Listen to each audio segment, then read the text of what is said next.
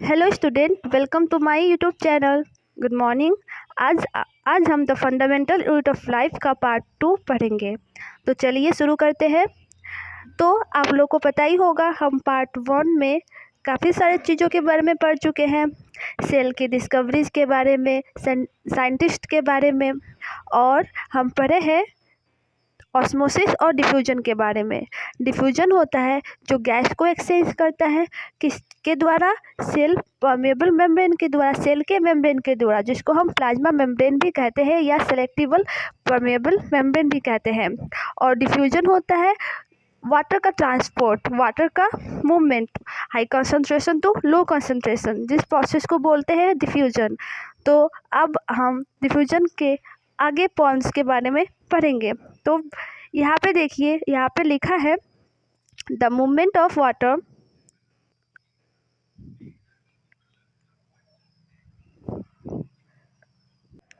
Sorry student, थोड़ा disturbance के लिए। अब हम स्टार्ट करते हैं। The movement of water across the plasma membrane is also affected by the amount of substance dissolve in water. यहाँ पे लिखा गया है कि जब प्लाज्मा मेम्ब्रेन के अक्रॉस वाटर की मूवमेंट होती है, जो वाटर मूवमेंट की जो एक्टिविटी है, जो उसकी वाटर मूवमेंट की जो कैपेसिटी है, ये सब चीज़ें अफेक्टेड होती है। किसकी वजह से? जो वाटर में डिजॉल्व सब्सटेंस होता है, जो भी सब्सटेंस वाटर में डिजॉल्व होता है, उस डिजॉल्व सब्सटेंस उस मूवमेंट को, स्पीड को थोड़ा बहुत अफेक्ट करता है। और वाटर का मूवमेंट कौन से प्रोसेस में होता है? ऑस्मोसिस के प्रोसेस में। इसको आप लोग याद रखिएगा। फिर आगे देखिए क्या लिखा है। Osmosis is the net diffusion of water across a selectable permeable membrane toward a higher solute concentration। जो ऑस्मोसिस का प्रोसेस होता है, उसमें क्या होता है? Osmosis is the net diffusion of water across a selectively permeable membrane toward a higher solute concentration. जहाँ पे सॉल्यूट की कॉन्सेंट्रेशन हाई होती है, यहाँ पे सॉल्यूट की बात की जा रही है। जहाँ पे सॉल्यूट की कॉन्सेंट्रेशन हाई होती है, वाटर का मूवमेंट उसकी तरफ होता है। यहाँ पे सॉल्वेंट नहीं है, वाटर किस में आता है? सॉल्वेंट में। और जो भी पार्टिकल्स, जो भी सब्सटेंस वाटर में घुली हुई होती है, उन पार्टिकल्स को बोलते हैं सॉल्यूट। तो जो सॉल्वेंट है, जो वाटर है, वो सॉल्यूट के पार्टिकल, जिस जगह पे सॉल्यूट की कंसंट्रेशन हाई होगी, वाटर का मूवमेंट उस तरफ होगा। नेक्स्ट पॉइंट यहाँ पे लिखा गया है, what will happen if we put an animal cell और a plant cell into a sodium और शुगर और salt in water. What will happen if we put an animal cell or a plant cell into solution of sugar or salt in water। क्या होगा जब हम sugar solution में या फिर नमक की सॉल्यूशन में हम एनिमल सेल को या फिर प्लांट सेल को रख देंगे? तो क्या होगा, देखते हैं नीचे क्या लिखा गया है। One of the following 3 things could happen. इनमें से कोई भी 3 चीज़ हो सकता है। तो पहला पॉइंट क्या होगा? पहली चीज़ क्या होगी यहाँ पे? देखिए, पहले चीज़ में क्या होगी? If the medium surrounding the cell, if the medium surrounding the cell has higher water concentration than the cell, meaning the outside solution is very dilute, the cell will gain water by osmosis. This solution is known as hypotonic solution. Let's explain that कि यहाँ पे लिखा गया है कि अगर जो water concentration है वो हाई होगी। कहा कि वाटर कंसंट्रेशन हाई होगी,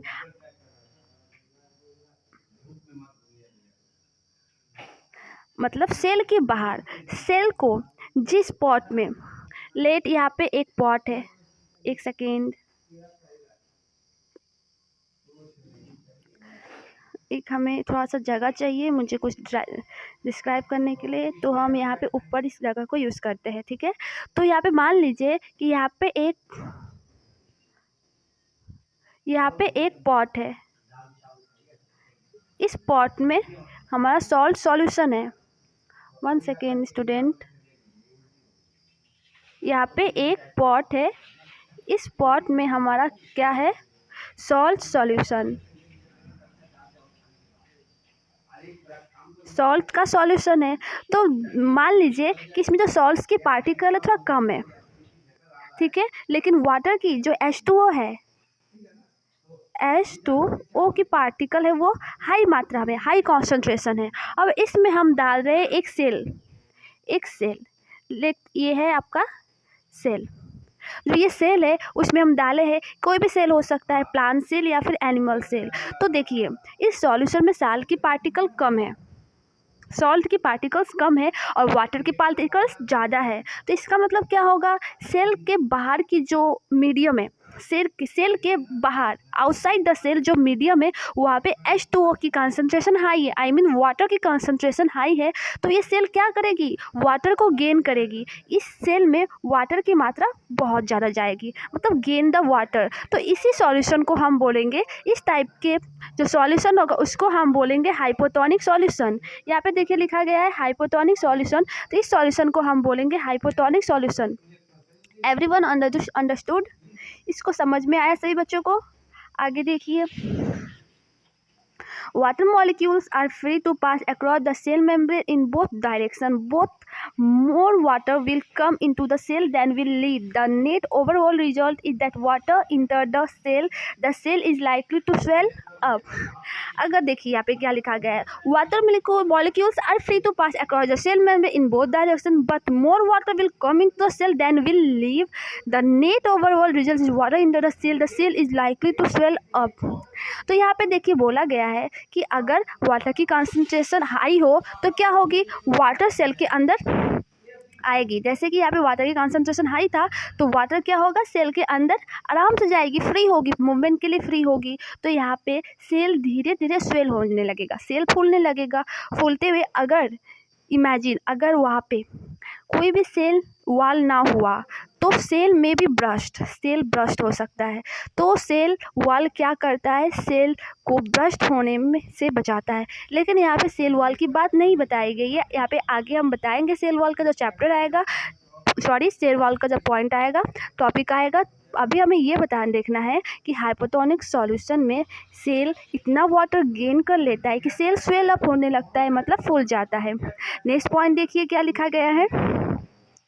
नेक्स्ट पॉइंट लिखा गया है, if the medium has exactly the same water concentration as well cell will not make movement cell membrane such a solution known as isotonic solution. उस solution को बोलेंगे isotonic solution. अगर cell के अंदर की वाटर कॉन्सेंट्रेशन और cell के बाहर के वाटर कॉन्सेंट्रेशन दोनों इक्वल हो तो सेल वाटर की मूवमेंट्स कहीं भी नहीं होगी, इक्वल रहेगी, ना वाटर बाहर जाएगी ना अंदर जाएगी। तो सेल क्या होगा, no movement of water across the cell membrane, cell जैसा है वैसा ही रहेगा। Water across the cell membrane in the both direction, but the amount going the same, the amount going out, so there no overall movement water, the cell will stay same size. Cell की size कैसी रहेगी, same रहेगी। Next point देखिए क्या लिखा गया है, if the medium has a lower concentration of water than the cell, meaning that it is very concentrated solution, the cell will lose water by the osmosis. Such a solution is known as hypertonic solution. Hypertonic solution, not hypotonic, इसको clearly pronounce करना होगा, hypertonic. 3 types के solutions होते हैं, hypertonic and isotonic. तो hypotonic में medium का जो आउटसाइड मीडियम ऑफ सेल है, आउटसाइड द सेल मीडियम का जो सेल का जो आउटसाइड का मीडियम है वहाँ पे वाटर कॉन्सेंट्रेशन हाई होती है, जिसके वजह से बाहर से वाटर सेल के अंदर आने लगता है। आइसोटोनिक में दोनों जगह का वाटर कॉन्सेंट्रेशन इक्वल होता है, तो no net movements of water. And third है हाइपरटोनिक। हाइपरटोनिक में क्या होता है, सेल की अंदर की वाटर कॉन्सेंट्रेशन हाई हो जाती है और सेल की बाहर की वाटर कॉन्सेंट्रेशन लो होती है। तो इट्स मीन्स दैट द जो सेल है, इस सेल से H2O सेल के बाहर निकलने लगेगी, इस सेल से H2O सेल के बाहर निकलने लगेगी, जिससे वजह सेल क्या होगा, जिसके वजह से सेल क्या होगा, 1 मिनट सेल ऐसे तेरा मेरा हो कि पूरा सिकुड़ जाएगा, मतलब cell will be shrink, Therefore the cell will shrink. सेल क्या होगा, पूरी तरह से श्रिंक हो जाएगा, सिकुड़ जाएगा, क्योंकि उसके अंदर की वाटर फ्री है, बाहर कंसंट्रेशन लो है तो अंदर की वाटर सारी बाहर निकल जाएगी। Osmosis is a special case of diffusion through the selective permeable membranes. Now let's try to following activities. अब यहाँ पे कुछ एक्टिविटीज़ के बारे में भी बात की गई है।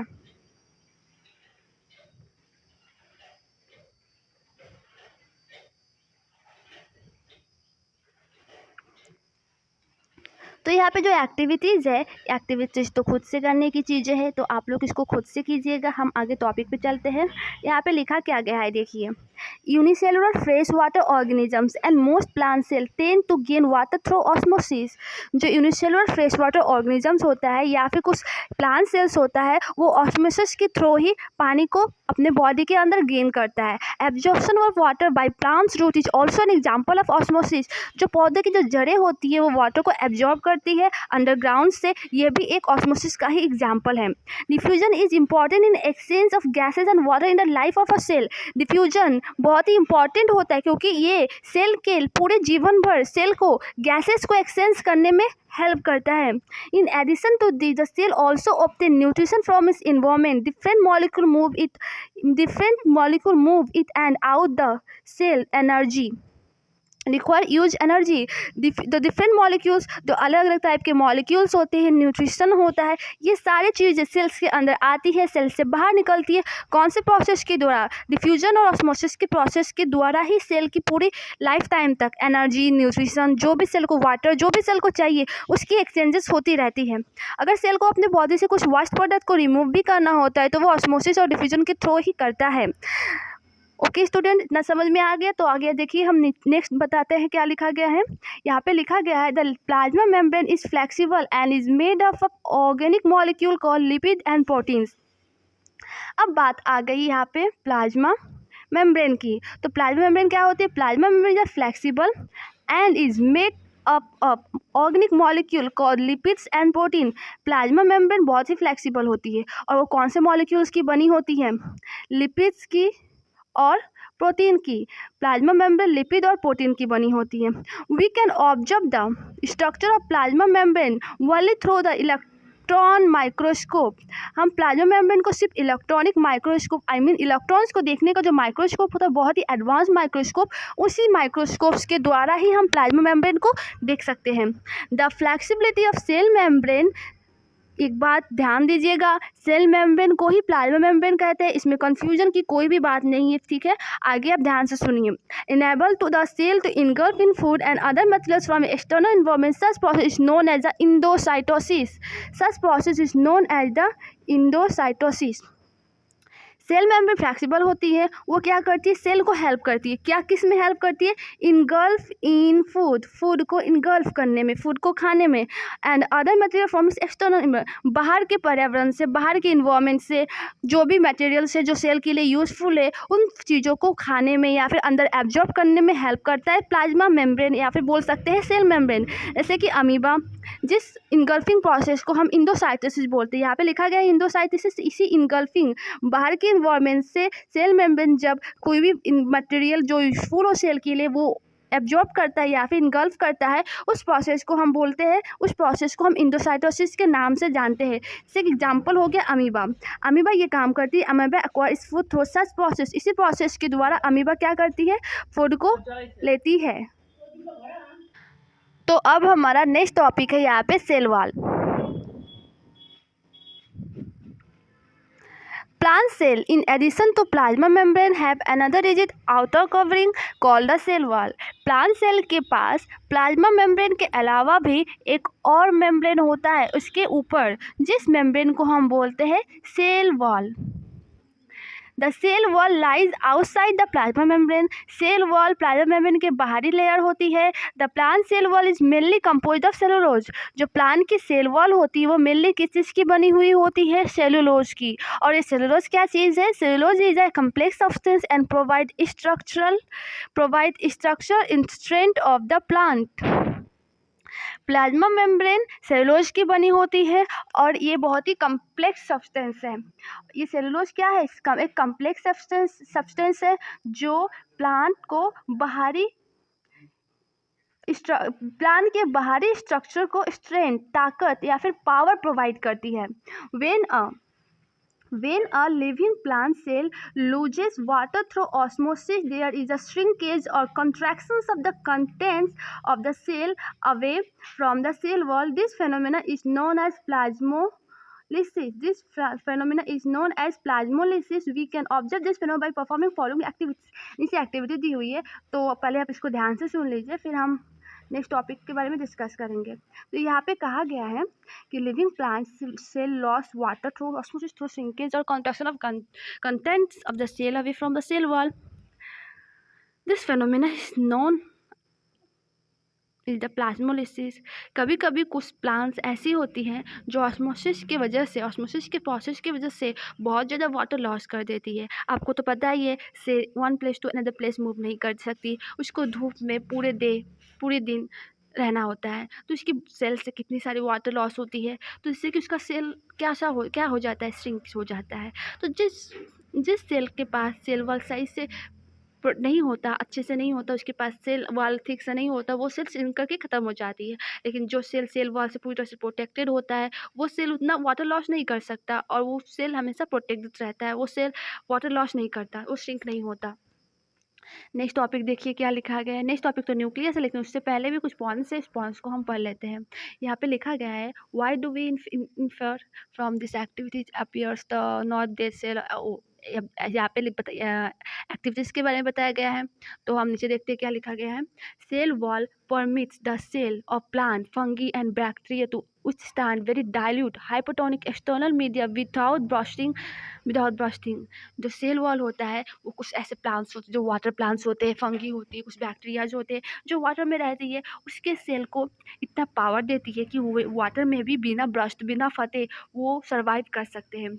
इन such media cell tend to take up water by osmosis. इस प्रोसेस में क्या होता है, सेल ऑस्मोसिस के द्वारा पानी लेता है। द सेल स्वेल, और सेल स्वेल भी होती है, building of pressure against the cell wall, और सेल वॉल के अगेंस्ट एक प्रेशर को भी बिल्ड करती है, एक प्रेशर भी एक दबाव बनाती है। The wall exerts an equal pressure against the solid cells, और जो सेल वॉल होती है वो उतना ही प्रेशर सॉलिड उस सेल के ऊपर भी एक्सर्ट करता है। सेल मेम्ब्रेन के थ्रू सेल बहुत ज़्यादा पानी अपने अंदर अपने अंदर एब्जॉर्ब कर ली, जिससे कि सेल फूल गया, और सेल जब फूला तो वो उसके ऊपर के वॉल जो है, उसके ऊपर का जो लेयर है उस पर एक दबाव बनाएगी, लेकिन वो दीवार भी उस सेल पे उतना ही वापस दबाव बनाएगी, जिससे कि दोनों प्रेशर इक्वल हो जाएगा, और प्रेशर एक दूसरे को कैंसिल आउट कर देंगे, और जीरो प्रेशर होगा, जिससे कि वो सेल ब्रस्ट नहीं होगा। तो सोचिए, अगर वहाँ पे वॉल नहीं होता, सेल ऐसे स्वेल होते होते एक टाइम ऐसे बैलून में ज़्यादा हवा भर देंगे तो ब्रस्ट हो जाता है। वैसे ही अगर सेल ज़्यादा पानी ऑब्जॉर्ब कर लेगी तो वो क्या होगी, ब्रस्ट हो जाएगी।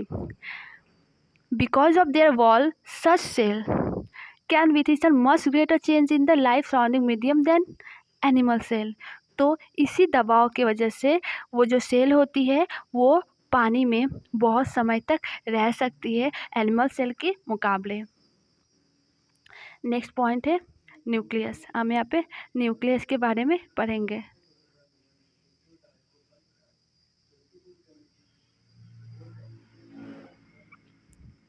तो देखिए न्यूक्लियस में क्या लिखा गया है।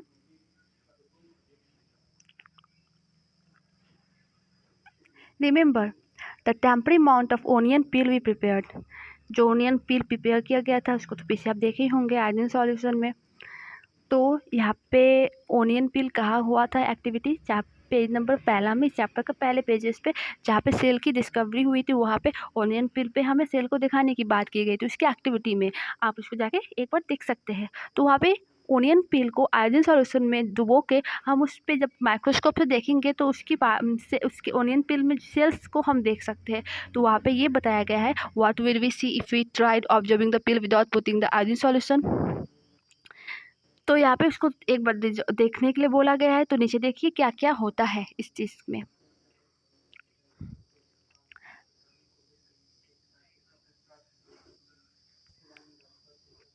According to their chemical composition, different regions of cells get colored differentially. Some regions appear darker than other regions. Apart from iodine solution, we could also use saffron solution or methylene blue solution to stain the cells. तो अगर हम उस onion पील को iodine solution में भिगोएंगे तो हम उसको अलग अलग रीजन्स पे, हम उस ओनियन पिल्स के अलग अलग रीजन्स पे हम अलग अलग कलर्स को ऑब्जर्व करेंगे। अगर उसको हम माइक्रोस्कोप में देखेंगे तो उसके अलग अलग पार्ट पे अलग अलग कलर्स को ऑब्जर्व करेंगे। कुछ पार्ट ज़्यादा डार्क दिखेगा, कुछ पार्ट कम डार्क दिखेगा, क्योंकि अलग अलग सेल ऑर्गेनेल्स के पास अलग अलग केमिकल कंपोजिशन होता है, जिसकी वजह से हमें अलग अलग कलर्स दिखाई देती हैं। नेक्स्ट यहाँ पे बोला गया है हम आयोडीन सॉल्यूशन के जगह सैफरिन सॉल्यूशन ले सकते हैं, मिथाइलिन ब्लू सॉल्यूशन भी ले सकते हैं सेल्स को कलर करने के लिए, स्टेन करने के लिए। तो नीचे एक और एक्टिविटी दी गई है। एनसीईआरटी में बहुत सारी एक्टिविटी दी होती है, तो सारी एक्टिविटी इम्पॉर्टेंट तो है, इंफॉर्मेशन के लिए अच्छे से वैल्यूएबल नॉलेज है, लेकिन ये सब आप खुद से कीजिए, खुद से ट्राई कीजिए, अपने स्कूल टीचर से पूछिए, अपने स्कूल लैब में इसको ऑब्जर्व कीजिए, क्योंकि ये करने वाली चीज़ें एक्टिविटी हमको करना चाहिए, लैब में प्रैक्टिस करना चाहिए। तो इसको यहाँ तो समझाया नहीं जा सकता, इसीलिए इसको खुद से, अगर इस एक्टिविटीज़ में कोई भी पॉइंट्स आपको डाउटफुल लगे तो इसको कमेंट सेक्शन में पूछिए, मैं इसको आपको सॉल्व करके जरूर बताऊँगी। नेक्स्ट पॉइंट देखते हैं क्या लिखा गया है। The nucleus has a double layered covering call nuclear, एक सेकेंड ये ऑटोमेटिक ही हाईलाइट हो जा रहा है, चलिए अब आगे देखिए। The nucleus has a double layered covering call nuclear membrane. तो देखिए यहाँ पे क्या लिखा है, न्यूक्लियस एक सेल ऑर्गेनेल्स है जो सेल के अंदर प्रेजेंट है। अब देखिए यहाँ पे एक और अमेजिंग बात यह है कि न्यूक्लियस की भी कवरिंग होती है, सेल की तो कवरिंग होती है सेल मेम्ब्रेन जिसको बोलते हैं, लेकिन यहाँ पे न्यूक्लियस की भी कवरिंग होती है, वो भी एक लेयर की कवरिंग नहीं होती, डबल लेयर की कवरिंग होती है, जिस लेयर्स को हम बोलते हैं न्यूक्लियर मेम्ब्रेन। सेल की कवरिंग को बोलेंगे सेल मेम्ब्रेन, न्यूक्लियस की कवरिंग को बोलेंगे हम न्यूक्लियर मेम्ब्रेन। तो the nuclear membrane has pores which allow the transfer of material from inside the nucleus to its outside, that is the cytoplasm। तो nuclear की जो मेम्ब्रेन वो ये न्यूक्लियस के अंदर कौन सी सब्सटेंस जाएगी या कौन सी सब्सटेंस नहीं जाएगी इस बात की परमिशन देती है। तो वही सेल मेम्ब्रेन जो काम करती है ये भी वही काम करती है, सेल मेम्ब्रेन सेल के अंदर और बाहर की ट्रांसपोर्ट वाली चीज़ों को मेंटेन करती है, और न्यूक्लियर मेम्ब्रेन न्यूक्लियस के अंदर और बाहर जाने वाली सब्सटेंस को और अंदर जाने वाली सब्सटेंस को मेंटेन करती है। The nucleus contain chromosomes which are visible as a rod structures. तो जो न्यूक्लियस के अंदर क्या होता है, क्रोमोसोम्स होता है, न्यूक्लियस के अंदर होता है क्रोमोसोम्स जो किस शेप का होता है, रॉड शेप स्ट्रक्चर्स का। Only when the cell is about to divide, ये तभी रॉड शेप का दिखेगा जब सेल डिवीजन के करीब होगा, जब सेल डिवाइड होने जाएगा तभी हम न्यूक्लियस की क्रोमोसोम्स को ऑब्जर्व कर पाएंगे।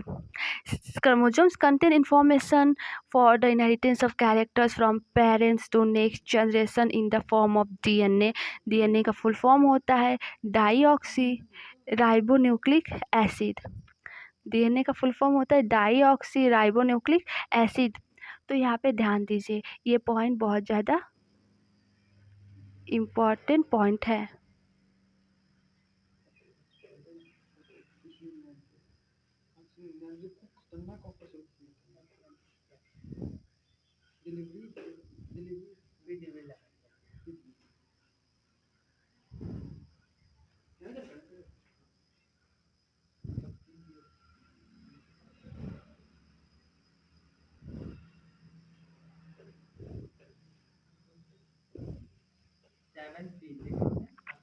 यहाँ पे जो पॉइंट यहाँ पे ब्लैक कलर का जो डॉट है ये पॉइंट काफ़ी इंपॉर्टेंट है, इसलिए हम इसको डॉट किए हैं, तो इसको थोड़ा सा आप देख लीजिएगा।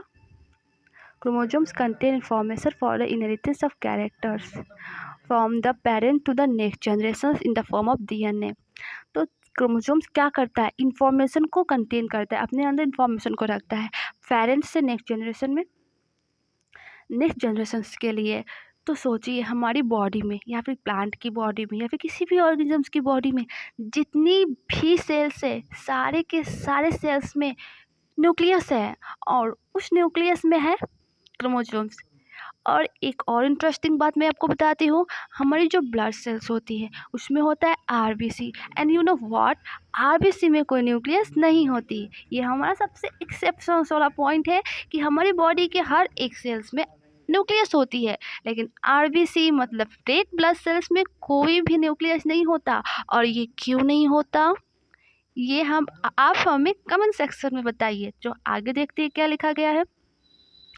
तो क्रोमोसोम्स होता है वो पेरेंट्स के बॉडी के स्ट्रक्चर्स का या फिर पेरेंट्स के अंदर की सारे कैरेक्टरिस्टिक्स के इंफॉर्मेशंस को कॉपी करके डीएनए के फॉर्म में कॉपी करके अपने अंदर रखता है। किस फॉर्म में कॉपी करता है, डीएनए के फॉर्म में। और ये डीएनए क्या चीज़ है, डाईऑक्सी राइबोन्यूक्लिक एसिड। ये एक केमिकल है जिसका फुल फॉर्म होता है deoxyribonucleic acid. And next point लिखा गया है, chromosomes are composed of DNA and proteins. Chromosomes पूरी की पूरी डीएनए और प्रोटीन्स की ही बनी है। DNA molecules contain information necessary for constructing organising cells. DNA molecules में बहुत इंपॉर्टेंट इंफॉर्मेशन होती है जो नए नए सेल्स को बनाने में हेल्पफुल होता है। Functional segment of DNA are called genes. DNA का जो सेगमेंट जो ये फंक्शन करता है नए नए ऑर्गेनिजम्स के नए नए सेल्स के स्ट्रक्चर्स को बनाता है, जिस फंक्शनल सेगमेंट्स को हम जीन कहते हैं। In a cell which is not dividing, this DNA is present as part of chromatin material. Cells में जो चीज़ डिवाइड नहीं होता है उसको बोलते हैं chromatin materials. DNA is present as the part of chromatin materials. Chromatin materials are visible in tangles mass of thread-like structures. Chromatin materials visible as in tangle mass of thread-like structures. मतलब chromatin कहाँ दिखता है? बहुत ज़्यादा threads में धागों जैसा गुच्छा टाइप का, मतलब बहुत ज़्यादा धागा आपस में फंस जाए तो उस टाइप के गुच्छा टाइप का क्रोमेटिन हमें दिखता है। Whenever the cell is about to divide, the chromatin material get organized into chromosomes. जब सेल डिवाइड के करीब आता है जो क्रोमेटिन मटेरियल्स है वो क्रोमोसोम्स के रूप में अच्छे से अपना ऑर्गेनाइज हो जाता है।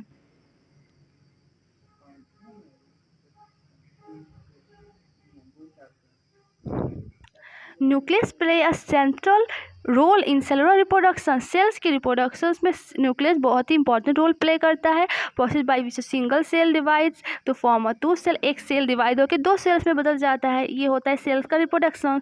It also play a crucial part along with the environment in determine the way the cell will develop and what form will exhibit at the maturity by directing chemical activities. ये बहुत सारे activities को control करता है। Nucleus को हम बोल सकते हैं कि सेल के पूरे ऑर्गेनल्स को ही कंट्रोल करता है और इन्वायरमेंट के अकॉर्डिंग अलग अलग एक्टिविटीज़ भी सेल्स के अंदर परफॉर्म करने में हेल्प करता है न्यूक्लियस। आगे देखिए क्या लिखा है। In some organisms like bacteria the nuclear regions of the cell may be poorly defined due to the absence of a nuclear membrane, such as undefined nuclear regions containing polynucleic acid is called a nucleoid. Some organisms which say lack a nuclear membrane are called prokaryotic. Prokaryotes, primitive and primary karyotes, carrion और nucleus. और इधर इतना समझ लीजिए, कुछ ऐसे bacteria होते हैं जिसमें न्यूक्लियर जो रीजन होता है इट्स मीन्स तो न्यूक्लियर मेम्ब्रेन होता है और जो न्यूक्लियस होता है वो अनडिफाइंड न्यूक्लियर रीजन होता है। न्यूक्लियस की पूरी तरह से डेवलपमेंट नहीं हो रही रहती, आधी अधूरी हुई होती है, वो अनडिफाइंड होती है।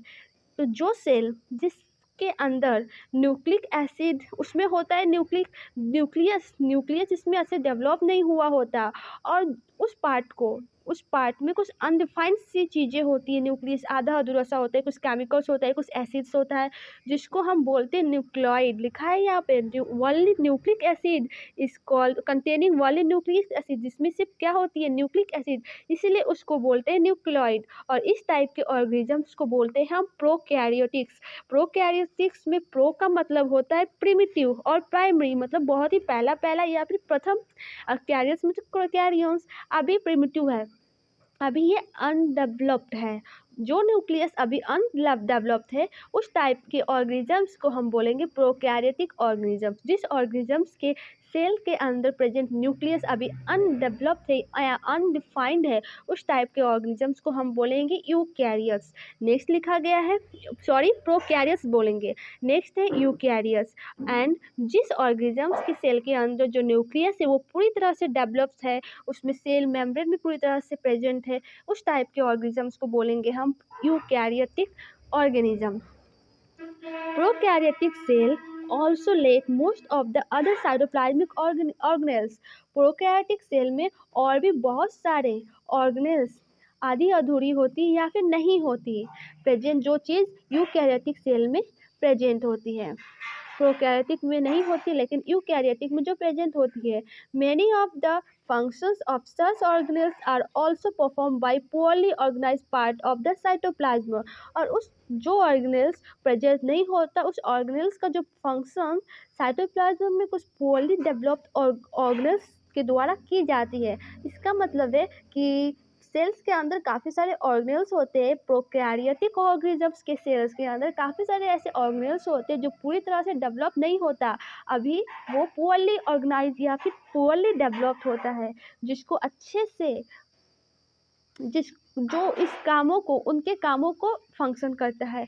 और जिस ऑर्गेनिजम्स के सेल्स के सारे ऑर्गेनेल्स अच्छे से डेवलप होता है, न्यूक्लियस अच्छे से डेवलप होता है, उनको हम बोलते हैं यूकैरियोटिक सेल, जिसका हर एक ऑर्गेनेल का काम भी अलग अलग होता है।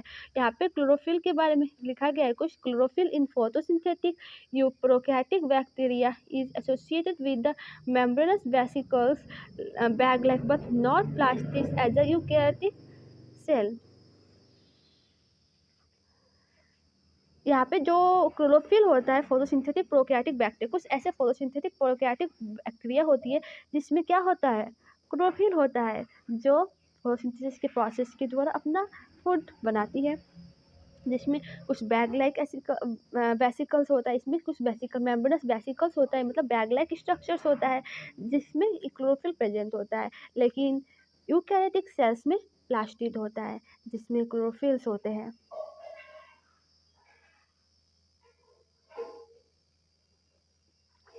नेक्स्ट है साइटोप्लाज्मा। साइटोप्लाज्मा क्या है? साइटोप्लाज्मा को हम प्रोटोप्लाज्मा भी कहते हैं। सेल्स के अंदर प्रेजेंट जो लिक्विड पार्ट है, उस लिक्विड पार्ट को हम बोलते हैं cytoplasm. When you look at the temporary mounts of onion peel well as the human cheek cells, we can see a large region with cell enclosed by the cell membrane. This region takes up very little stain. It's called cytoplasm. यहाँ पे बोला गया जब हम onion pills को या फिर human चिक के सेल्स को अगर हम नोटिस करेंगे या फिर उसको हम देखेंगे तो उसमें काफ़ी सारे ऐसे रीजन दिखेगा जो बहुत लाइट कलर में होगा और थोड़ा खाली होगा, उसमें थोड़ी बहुत स्टेन्स होगी, थोड़ी बहुत लाइट कलर्स होगी, उस रीजन्स को बोलेंगे हम cytoplasm. The cytoplasm is the fluid filled contents inside the plasma membrane, also contain many specialised cells organ, each of the organs as a specific functions for the cells. जो cytoplasm होता है इसमें fluid होता है और बहुत सारे cell organelles भी होते हैं। हर एक सेल में ऑर्गेनेल्स का अपना अलग फंक्शन होता है। Cell organelles are enclosed by membrane. सारे सेल ऑर्गेनेल्स एक मेम्ब्रेन से इनक्लोज होती है, उसके ऊपर एक लेयर होती है, इसकी मेम्ब्रेन होती है। But prokaryotic cell, beside the absence of defined nuclear regions, the membrane bound cell organelles are also absent. लेकिन प्रोकैरियोटिक में क्या होता है, प्रोकैरियोट्स में क्या होता है कि न्यूक्लियर रीजन भी अच्छे से डेवलप नहीं होता, और सेल ऑर्गेनेल्स, जो सेल ऑर्गेनेल्स मेम्ब्रेन्स बाउंडेड, जो भी सेल ऑर्गेनेल्स है, जिस सेल ऑर्गेनेल्स पे मेम्ब्रेन्स होती है, वो सारे सेल ऑर्गेनेल्स भी अच्छे से डेवलप नहीं होता। और दूसरी तरफ यूकैरियोटिक सेल्स में न्यूक्लियर मेम्ब्रेन डेवलप होता है, मेम्ब्रेन इनक्लोज ऑर्गेनल, सारे मेम्ब्रेन जिस पे सेल मेम्ब्रेन होना चाहिए या फिर सेल और ऑर्गेनल्स के मेम्ब्रेन, जो भी ऑर्गेनल्स पे मेम्ब्रेन होना चाहिए वो सारे ऑर्गेनल्स अच्छे से डेवलप होती है। The significance of membranes can be illustrated with the example of virus. तो मेम्ब्रेन्स का कुछ एग्जाम्पल हम वायरस के द्वारा भी बताएंगे। Virus lake any membrane and hence do not show characteristics of life until they enter a living body and use the cell machinery to multiply। तो देखिए वायरस क्या कहा गया है, वायरस पे कोई भी मेम्ब्रेन नहीं होता, उसमें सेल मेम्ब्रेन भी नहीं होता, और आपको पता है जब तक ये किसी भी लिविंग ऑर्गेनिज्म की बॉडी में इंटर नहीं करता तब तक ये कोई भी लाइफ की एक्टिविटी परफॉर्म ही नहीं कर सकता। वायरस किसी भी not show characteristics of life, यहाँ पे लिखा गया है वायरस कोई भी लाइफ की कैरेक्टरिस्टिक्स को शो नहीं करता जब तक कि वो किसी लिविंग बॉडी में क्या बोले, लिविंग बॉडी में इंटर ना करे। और जैसे ही वो लिविंग बॉडी में इंटर करेगी, उसके सेल्स में एंटर करेगी, तो क्या होना शुरू हो जाएगा, वायरस मल्टीपल होना शुरू हो, वायरस की मल्टीप्लाई, वायरस अलग अलग पार्ट में अपना